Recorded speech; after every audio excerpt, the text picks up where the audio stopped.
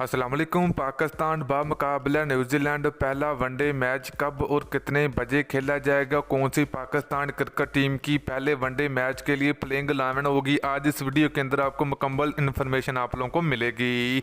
तो दोस्तों, पहला वनडे मैच कौन सी टीम जीतेगी? पाकिस्तान टीम जीतेगी या न्यूजीलैंड क्रिकेट टीम जीतेगी? तो आप लोगों नीचे कमेंट करके जरूर बताना है। तो दोस्तों, उससे पहले अगर आपने अभी तक इस वीडियो को लाइक नहीं किया तो वीडियो को लाइक करें, उसके बाद चैनल को सब्सक्राइब करें और बेल आइकन जरूर अनेबल करें ताकि आप लोगों को मजीद क्रिकेट की वीडियो मिलती रहेगी। तो दोस्तों, पाकिस्तान बामुकाबला न्यूजीलैंड पहला वनडे मैच 17 सितंबर को खेला जाएगा। तो ये मैच पाकिस्तानी टाइम के मुताबिक दोपहर के 2 बजे टॉस होगा, 2:30 पर मैच खेला जाएगा।